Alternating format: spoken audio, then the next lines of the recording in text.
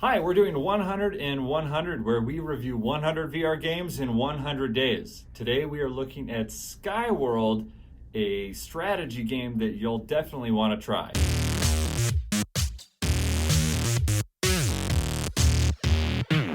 Skyworld is a game very similar to other strategy games like Warcraft, StarCraft, or board games like Settlers or Risk. But this one is in VR, and we had a really great time playing it. And we're excited to review it for you today. In our VR Gear game reviews, we cover as many criteria as possible so that you can make an informed decision before you go and try or buy a VR title. So let's get started with how to get up and running with Skyworld. This game is about 4 gigabytes in size, and you can get this game from any of the VR stores. We got ours from the Viveport Infinity subscription that we have, but it's also available on Steam, on the Oculus Store, as well as PSVR. Downloading the 4 gigabyte file can take a good amount of time if you're on a slower internet connection, but once it's downloaded, it should start up and install automatically and be ready for you to jump in and play. The game does a really great job of getting you up and running in the form of a very helpful guided tutorial. Vertigo Games, the developer for this one, is no stranger to VR games, and they have done an outstanding job with this one, helping you get familiar with the controls and gameplay. Skyworld is absolutely a strategy by every measurement, and the better you are at strategy games, the better you will be at Skyworld. There are a lot of moving pieces, and there's a lot of things to remember, as well as a lot of different capabilities to take advantage of as you're battling the opponents. This is a really great game that we think you'll spend a lot of time playing because the strategy that is involved is virtually never ending. Okay, so the player perspective in this game is sort of mixed. It's first person in the form of you being in control of the world, but it's also a third person game where you're controlling armies and building villages and attacking enemies, giving commands to other people or other entities in the game. So it's kind of a mixture of first person and third person. You can see your own hands, and you do have a dashboard you do interact with, but the movement and the gameplay is actually carried out by your military or your generals, your minions who are obeying your command. So it's a mix of first person and third person as a player perspective. This game has a very clear theme, and there is a really fun, engaging story involved with it if you go to story mode. You of course can pick other game modes to jump right in and start battling the enemy, but we wanted to jump into the story mode and get a feel for what the narrative is all about for Skyworld. Basically, you are trying to establish a new kingdom in the sky. There are different floating cities that surround your floating city, and you are supposed to go and conquer as many of them as you can and add them to your growing kingdom. Additionally, you come across different bad guys who are trying to take your kingdom out and expand their kingdom as well. Very similar to the strategies that you will find in a game like Risk or Settlers, where you're trying to reclaim more land that is advantageous for your kingdom's growth. The story is a lot of fun to follow. There is narration that helps you understand what's next. There's some large books that you are able to open and read through to give you a little bit more context as you play. But overall, this story is engaging. It keeps pulling you along, and it keeps you engaged with gameplay. The controls of this game are very straightforward once you learn them. So there's a lot of different inputs, and there's a lot of different ways to manipulate your environment. For example, you aren't obligated to stand in the same position relative to the game board or the floating world, but you might want to stay in the same position. You're able to adjust the height of the world, or maybe you're adjusting your height relative to the world by grabbing the edge of the table and pulling it up or down. You're also able to rotate the world by grabbing it and rotating it. Inputs for that include the trigger or the grip. You can do either one. And at first that was a little confusing, but I just started using the trigger instead of the grip to avoid confusion. The grip doesn't have any special functionality. Everything the grip does, the trigger does as well. Additionally, you're able to summon menus and then reposition them and pin them into the sky next to you as a virtual dashboard that allows you to level up your characters, build new buildings, add workers to different mills or mines. There's a lot of different input, but the basic controller input is given to you as part of the up and running tutorial and you'll be able to figure it out very quickly as you continue to interact with the game.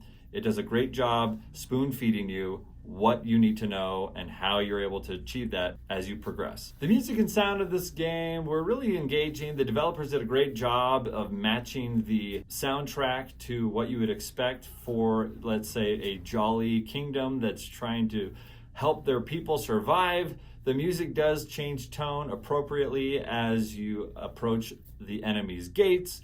As you're battling, the music is a little bit more intense so that it can mirror the mood you're supposed to feel while battling. And the sound effects were satisfying. They were what you would expect from a game where you were lobbing fireballs or ice crystals at the enemy, or your archers are shooting at an observation tower. The sound was matched very well, and there was some great spatial audio. As you got closer to the objects, the sound volume would increase, or as you went further away, it would decrease. It gave you a real good sense of presence, and the music and sound in this game was really well done. For player movement, there was two different types: the movement of you as a player in VR and the movement of the characters in the game. We're going to focus on your movement as a player in VR. This was a very, very low impact game, and there's not a lot of movement that's required while you're playing. In fact, you can play this game sitting or standing. I was standing for the first half hour or so and decided to sit down on a stool because there was no reason for me to move my legs ever at all. You're also able to move it up or down, and you can position your virtual dashboard wherever you would like to have it. Therefore, you aren't moving very much at all in this game. In fact, you don't move. It's stationary. So player movement is very low impact for this game. For environment and immersion, this game did a really good job of helping you feel like you really were part of the world, even though you weren't on the battlefield or living in the castle or harvesting wood from the forest. You were above and controlling all those things. But if you were to look around you in the environment, you did see the other floating worlds that you could potentially conquer to expand your kingdom. The controls that you interacted with were appropriate for the game's theme, and the sounds that you would hear and the instructions that you would receive were really great at helping you feel really immersed in the game, even though, like I said, you weren't down on the ground level with all of the different characters you were controlling. We definitely felt like the environment was great, and we felt very immersed in this game and invested in the success of our armies as we were battling the enemy. Because this game is played from a standing position, motion sickness is very minimal. However, there was one moment when playing that I did feel some sort of motion sickness, but I didn't feel it again after that. And that's because I was surprised when the world flipped upside down and it felt like I was rotating with it, but only for a split second. After that, I was not motion sick. I expected that type of movement from the level. It does that quite a bit when you are flipping from the world view to a laboratory view. And as a result, I wasn't motion sick after that. But there is a moment that I did feel some amount of motion sickness, and it was right then, but then it went away. All right, now let's talk about the scorecard for Skyworld VR and see how they did with our criteria. The first one is theme and story. As I said before, this game had a very strong storyline, and there was a clear theme to this game. As you start out, you're given very good context as to what you're doing and why you're doing it. You're also provided a guide that continues to tell you more about the story that you are walking through. As a result, we're giving this game a 10 out of 10 for theme and story. All right, for controls in this game, we're giving it an 8 out of 10. There are some deductions here because of the mixed input types that you can apply to the environment, as well as the rotation of the level and the changing of the height of the level was not as responsive as you would hope it to be. It wasn't quite clear when you could rotate it and let it continue to spin, or if it would stop rotating. It wasn't a very smooth interaction, and the controls would be to blame for that. So an 8 out of 10 for controls in this game. For music and sound, we're giving this game an 8 out of 10. The music was very appropriate for what you were doing. It matched very well how you were transitioning from battle to peacetime, from building to learning, etc. However, it wasn't very compelling in the form of its unique nature. Like, we didn't find this music or the sound to be overwhelmingly unique or overwhelmingly perfect, although it was well done and appropriate. So an 8 out of 10 for music and sound. For player movement, we are giving this game a 7 out of 10 score.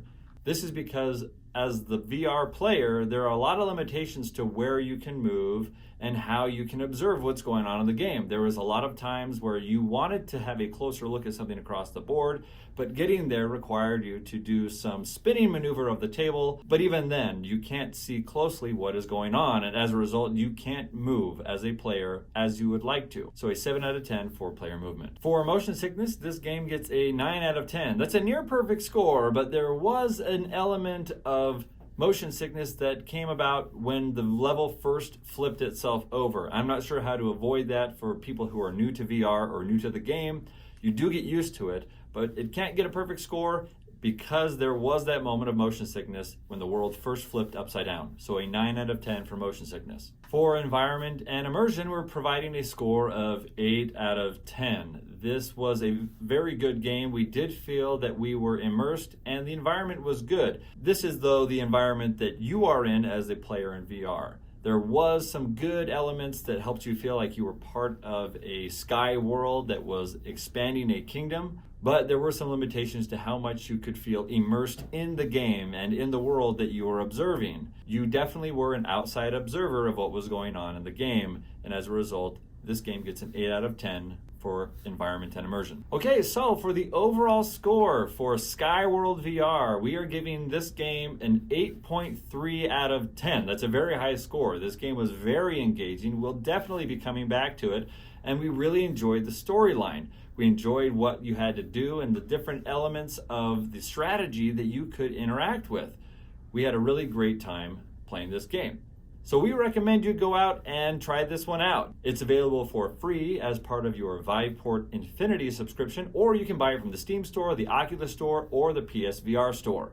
This has been 100 in 100, where we are reviewing 100 VR games in 100 days. Don't forget to click that subscribe button and hit the notification bell so that you can receive a notification when we release another VR game review tomorrow. Thanks for watching, and we will see you in the next one.